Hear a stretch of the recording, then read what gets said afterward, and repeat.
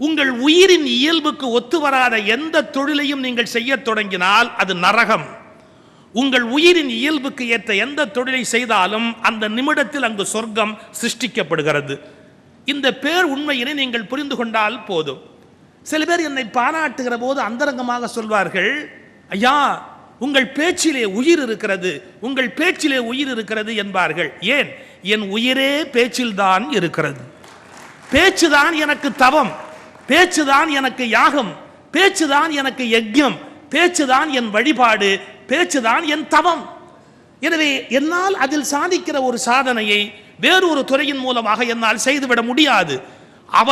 அவரவருடைய உயிருக்கு ஏற்ற இயல்பிலிருந்து ஒருபோதும் விலகக்கூடாது. உயிருக்கு ஏற்ற இயல்புக்குரிய தொழிலிலிருந்து ஒரு கணம் கூட விலகக்கூடாது என்பதுதான் உண்மையான ஸ்வதர்மம். ஆனால் கீதையை கிளிப்பிள்ளை போல் ஒப்பிக்கிற ஒரு உளறுவாய் உபன்யாசகர்கள் என்ன சொல்கிறார்கள்?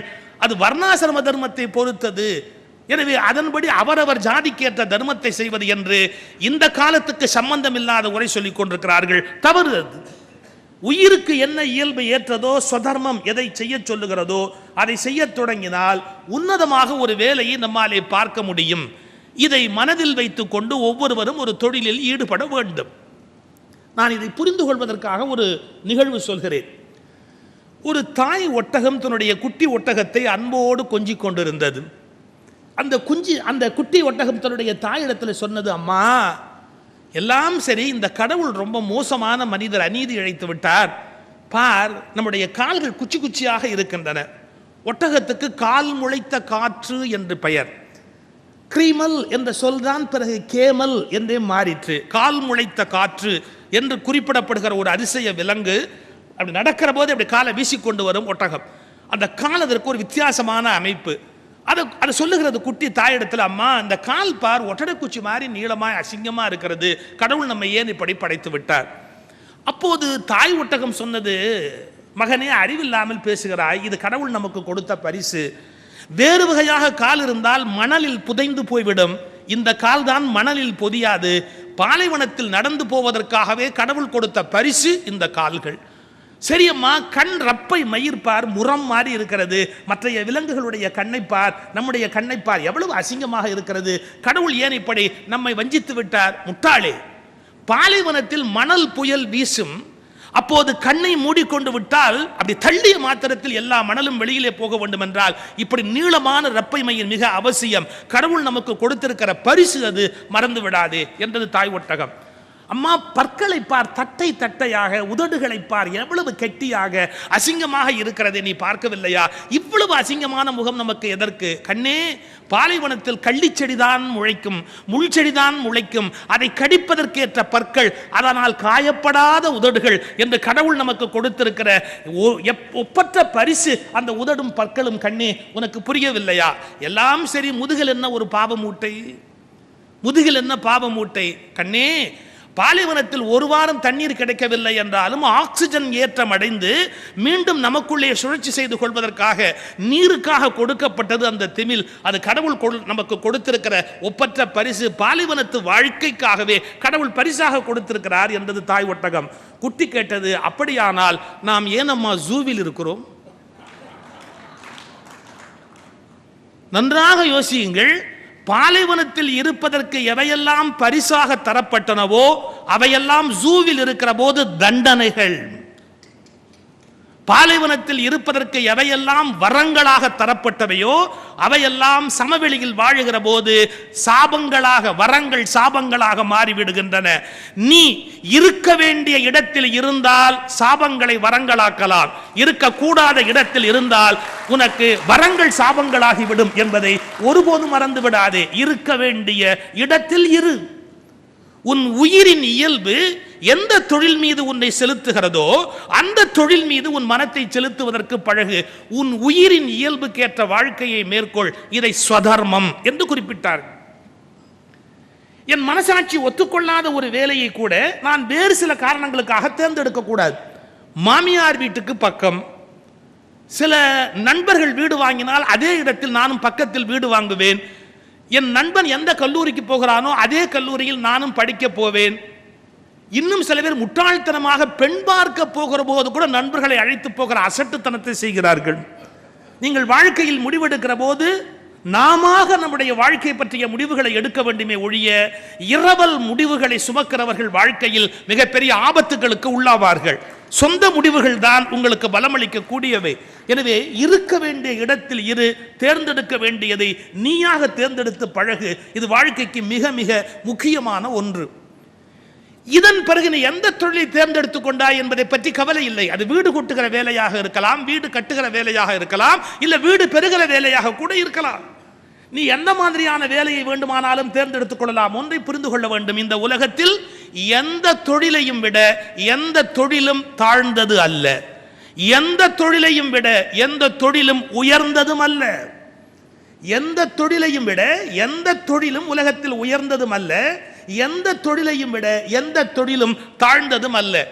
தமிழ் இலக்கியத்திலே ஒரு வார்த்தை என்னை புரட்டி போட்ட வார்த்தை, இந்த உலகத்தில் எங்களை விட சின்னவர்களை நாங்கள் பழித்து பேச மாட்டோம், நாங்கள் சிறியவர்களை எல்லாம் பழித்து பேசுவதில்லை என்று வருகிறது.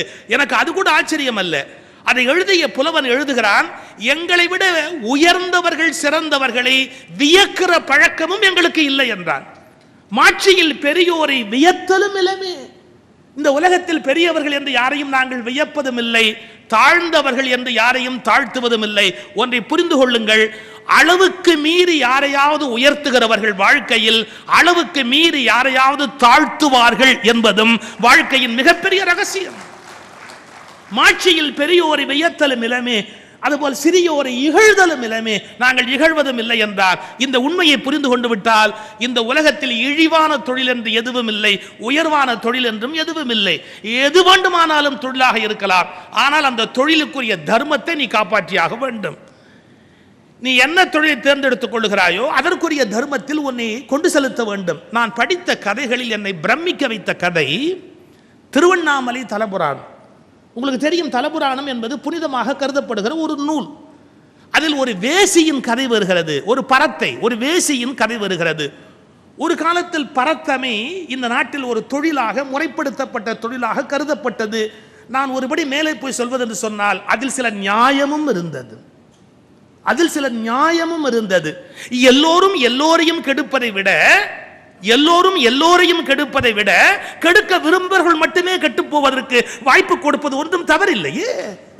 எல்லோரும் எல்லோரையும் கெடுப்பதை விட கெடுக்க விரும்பவர்கள் மட்டுமே கெட்டு போவதற்கு வாய்ப்பு கொடுப்பது ஒன்றும் குற்றம் இல்லையே. ஒரு காலத்தில் அப்படி ஒரு வாழ்க்கை முறை இருந்தது. அதில் ஒரு பரத்தையை பற்றிய கதை வருகிறது. அவள் ஒரு கொள்கை வைத்திருக்கிறாள். அவள் வீட்டு கதவை காலை நேரத்தில் வாசலை திறப்பாள். வெற்றிலை பாக்கோடு காசு வைத்திருப்பார்கள். யார் வைத்து விட்டு போயிருக்கிறானோ அவன் அன்றைக்கு அவளுடைய கணவன். இது அவளுடைய வாழ்க்கை தர்மம், பரத்தமைக்கான வாழ்க்கை தர்மம். ஒரு நாள் கதவை திறக்கிறாள். ஒரு தொழுநோயாளி, மிக மிக மோசமானவன், அசிங்கமானவன், அருவருப்பானவன், அவன் காசு வைத்து விட்டு நகர்ந்து போகிறார். அவள் எடுத்துக்கொண்டால், ஐயா இரவு வாருங்கள், மாலை வாருங்கள் என்று சொல்லிவிட்டு அதை எடுத்துக்கொள்கிறாள். அதை எடுத்து திரும்பிய அடுத்த வினாடி அந்த ஊர் அரசன் வருகிறான். நான் இன்று உன்னை மனைவியாக ஏற்றுக்கொண்டு உன்னோடு மகிழ்ச்சியாக இருக்க வேண்டும் என்ற எண்ணத்தோடு வந்தேன். அவள் சொன்னாள், தாமதமாக வந்து விட்டீர்கள், நான் இன்று என் கணவனை வரித்து விட்டேன், எனவே நான் மாற முடியாது. அவன் தருவதைப் போல் பல மடங்கு பொன் தருவேன், அது எனக்கு முக்கியம் அல்ல. என் தொழில் ஒரு தர்மம் இருக்கிறது, அவனை வரித்து விட்டதால் இன்று உங்களை என்னால் கணவனாக வரிக்க முடியாது. நீங்கள் அரசராகவே இருக்கலாம், என்னால் உங்களை வரிக்க முடியாது, மன்னியுங்கள் என்று கதவை சாத்திவிட்டு உள்ளே போய் விடுகிறாள். இரவு அந்த தொழுநோயாளி வருகிறார். இரவெல்லாம் அவர் எந்த விதமான இன்பமும் வழங்கவில்லை, மாறாக எவ்வளவு துன்பம் தர முடியுமோ துன்பம் தருகிறார். ஒரு மனைவி கணவனுக்கு என்ன பணிவிடை செய்வாளோ, அவர் வாந்தி எடுக்கிறார், அருவருப்பான காரியங்களை செய்கிறார், மலம் கழிக்கிறார், அதை பற்றி கவலை இல்லாமல் ஒரு முறையான மனைவி அன்போடு என்ன பணிவிடை செய்வாளோ அதை இரவு முழுவதும் அந்த பெண்மணி மனம் கோணாமல் செய்கிறாள். காலையில் அந்த கிழவர் கேட்கிறார், உனக்கு என் மீது கோபம் வரவில்லையா? அவள் சொல்லுகிறாள், எப்படி என் கணவனை நான் கோபித்துக் கொள்ள முடியுமா? என் கணவனை நான் கோபித்துக் கொள்ள முடியுமா என்று கேட்கிறாள். நான் உன்னை இவ்வளவு துன்பப்படுத்தினேனே. இல்லை, என் கடமையை எனக்கு நினைவூட்டினீர்கள், என் கடமைகளை நான் சரியாக செய்தேனா என்று கேட்கிறாள். கதை முடிகிறது. தொழுநோயாக வந்த கிழவர் மறைகிறார், சிவபெருமான் காட்சி அளிக்கிறார் என்று கதை வருகிறது.